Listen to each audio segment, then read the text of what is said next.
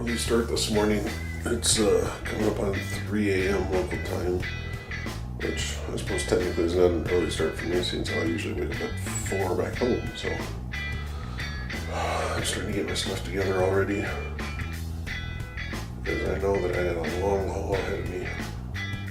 I think my route is like 9 hours long, and that does not include my rest stops and bathroom breaks and gas stops and stuff like that. So it's going to be a long day today.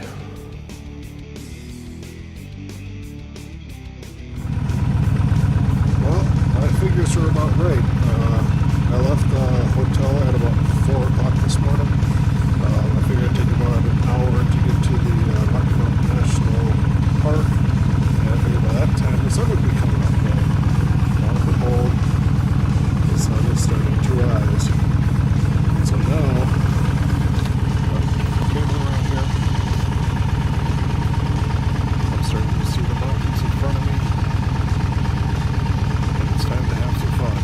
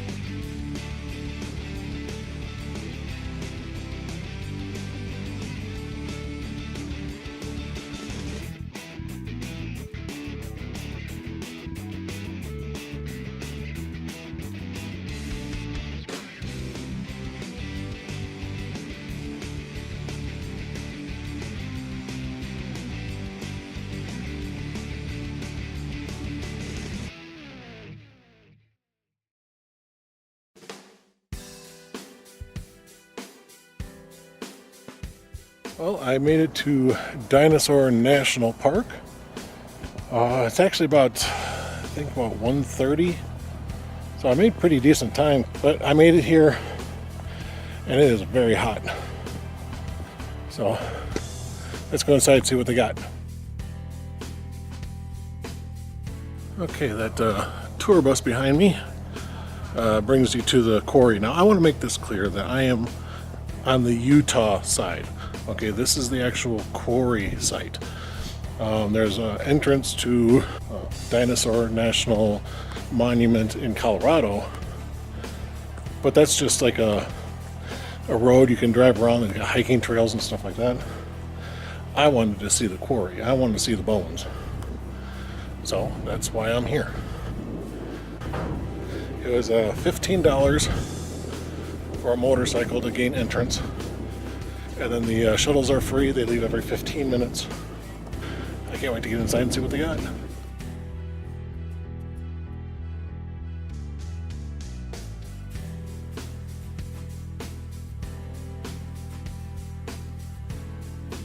This is the quarry wall. This is not a staged item, okay? This is not something that somebody molded and they put it up like a regular wall. If you look out the windows over here, you can actually see the side of the hill that this stuff is actually on. And there's just tons of it. It's really quite amazing.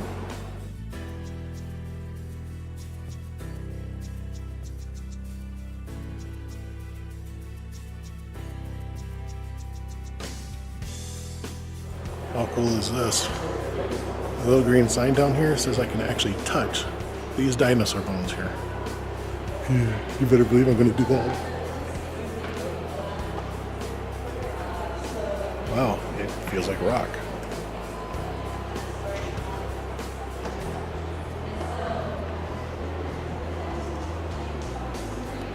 So it's kind of cool. I touched a real dinosaur bone. not a casting of one.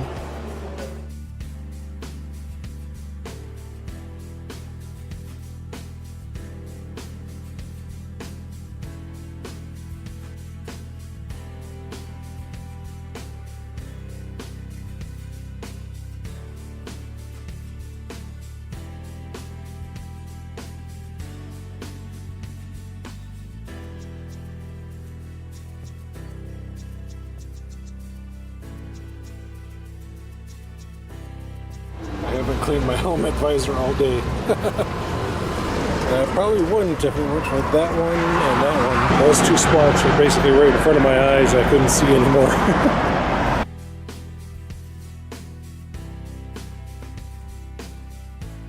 All right, 570 miles, 13 and a half hours. But another day done. I made it to Salt Lake City. The bike is still going strong. Let's see, a few things that happened that I haven't told you about yet. At one point I was driving down, I think it was on 40. 40 it's the speed limit is like 65.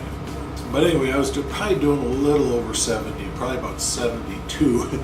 And a cop went by me, and just as they did, they flipped their lights on real quick. I caught it off the peripheral of my eyes. I could see it in my mirror. And then they turned it off and they just kept going. They never turned around. So basically they were just saying, hey, slow down, and then they went on their way. I never slowed down. Saw some elk, saw some moose, saw some deer. I didn't get any video of the deer that I saw. They were just gone like that. I just couldn't get it. But man, I tell you, I came down out of the Rocky Mountains into Grandy, I think is what it's called. I keep on wanting to call it Grady, but I think it's Grandy. But I was following 34 all the way, you know. And I tell you, it was cold. My finger, I mean, I was dressed full leathers, full leather jacket, had a turtleneck dickie up around my neck, and it comes down over the front, and I tucked that in my coat.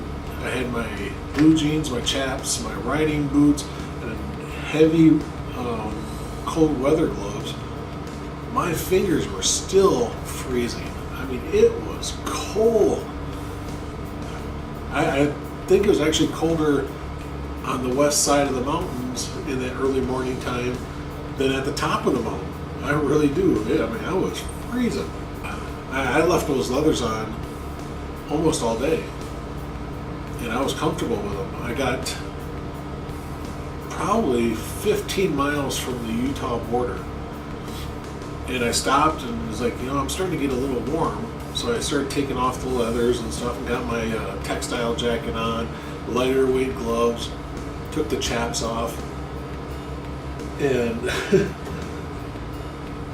it's like I got really hot once I did that, because the hot air was just blowing through me. So I was actually, I think, more miserable after I took the leathers off. Talked to a few people. I've actually talked to quite a few people during this journey. A lot of people are just interested in the bike. They see my Wisconsin license plate and they're wanting to know where I'm going and stuff like that. So it's kind of interesting. But I can't wait for tomorrow. I'm going to go through the Bonneville Salt Flats, and I get to see that. Really, that's about the only thing I've got planned to do tomorrow, other than just go. I've been posting on Facebook, you know, things about my trip and stuff like that. And I carry, let me get this. I carry a little product that kind of helps you prevent chafing and sore ass, and, you know, just stuff like that when you're doing these long distance rides. And I get monkey butt. It's basically all it is just baby powder, but then it's got calamine added to it as a numbing agent, so your butt stays smooth and dry and kind of numb a little bit, so it doesn't get sore. Or at least not as sore. But now I took a picture of this bottle because I was applying it at one of my rest stops yesterday, I think it was. And now people are starting to call me monkey butt. Okay. Do I have anything new to show you guys? Oh, I do. Let me take you out to the bike. Going along with the, trying to keep the butt comfortable and as pain-free as possible. Let me show you what I got. So this is it right here. It's a wooden beaded seat cover. You see this a lot in cars, taxi drivers, bus drivers, truck drivers. They all use it. So yeah, I think it's really something. I'm not going to say that it takes away all the pains, but I think it definitely helps. Okay, that's all for today.